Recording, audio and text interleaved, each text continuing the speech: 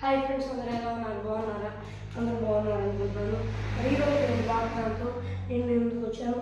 ఈరోజు దేవుని వాగ్దానము కీర్తన గ్రంథము 8వ అధ్యాయము 6వ వచనం, 6 అలాగే 7, 8, 9 చదువుదాం. నీ చేతి పనుల మీద వానికి అధికారం ఇచ్చి ఉన్నావు. గొర్రెలన్నిటినీ, ఎడ్లన్నిటినీ, అడవి మృగములను, ఆకాశ పక్షులను, సముద్ర ముత్యములను, సముద్ర మార్గములలో సంచరించు వాటినన్నింటినీ వారి పాదముల కింద నీవు ఉంచి ఉన్నావు. యెహోవా మా ప్రభువా, భూమి అన్నంతటి నీ నామము ఎంత ప్రభావము కలది. వాగ్దానము ఎలాంటి పరిస్థితుల్లో ఉండి వాగ్దానం చూస్తున్నారు నాకైతే తెలియదు. దేవుడు సెలవిస్తున్నాడు ఏమనంటే, నా కుమారుడా, నా కుమార్తె, భయపడకము, దిగులు పడకము. నా చేతి పనులు ఏవైతే ఉన్నవో వాటన్నిటి మీద అధికారం ఇచ్చాను నేను నీకు. గొర్రెలన్నిటి మీద, ఎడ్లన్నిటి మీద, అడవి మృగముల మీద, ఆకాశ పక్షుల మీద, సముద్ర వృక్షముల మీద, సముద్ర మార్గంలో సంచరించే వాటన్నిటి మీద నీకు అధికారం ఇచ్చి నీ పాదాల కింద నేను వాటిని ఉంచి ఉన్నాను. భూమి అన్నంతటా నా నామం ఎంతో ప్రభావం కలది. అయితే మొదటి ఆదామైన ఆ ఆదాము ఆ అధికారాన్ని పోగొట్టుకున్నాడు, సాతాను చేతికి అప్పచెప్పాడు. అది అందరికీ వస్తుంటే నేను చూడలేక నీ కొరకు కలవరిగిరిలో ప్రాణం పెట్టా. ఎప్పుడైతే నీవు మరలా నన్ను నమ్ముతావో అధికారం నీకు ఇస్తా. ఎవరైతే నన్ను నమ్ముతారో వారందరికీ ఇస్తా.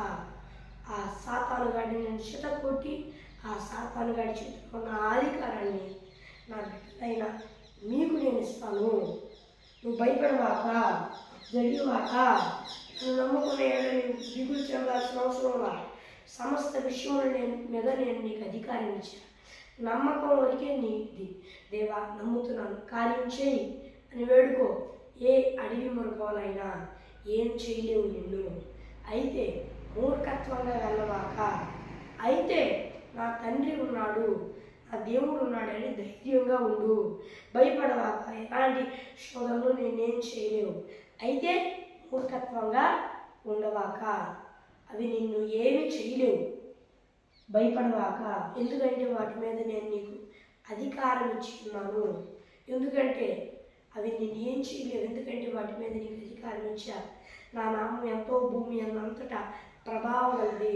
దిగులు చెందవాక అని మరి దేవుడు సెలవిస్తున్నాడు. ఫ్రెండ్స్, అందరూ దేవుడిని నమ్మండి. దేవుడి వాక్యంలో ఒక మాట ఉంది.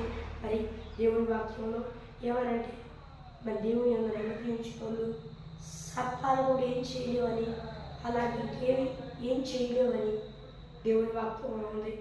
పౌలు గారు మూర్ఖత్వంగా ఎలా అకస్మాత్తుగా జరిగింది ఆ పాము కాటేయడం.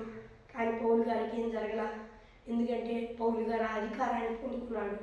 మీరు కూడా ఆ అధికారాన్ని పొందుకుంటే, ఆయన బిడ్డలైతే మిమ్మల్ని కూడా అడవి మృగాల లాంటి సమస్యలైనా ఏ శోధనైనా ఏం చేయలేదు. దిగులు చెందవాకండి. మరి ఫ్రెండ్స్, ఈరోజు దేవుని వాగ్దానం మరి చిన్న ప్రార్థన చేసుకున్నాం.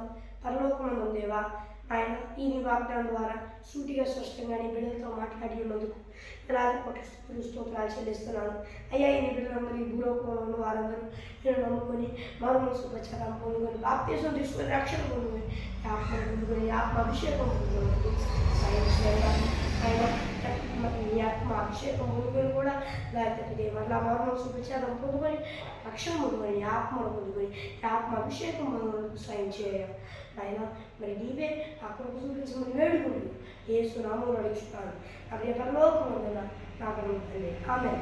మరి ఫ్రెండ్స్, రోజు వాగ్దానం మరి మీ ప్రార్థన కొరకు కనిపిస్తున్న +9 63009 కాల్ చేయండి. మరి ఒకసారి ఇంగ్లీష్లో చెప్తాను.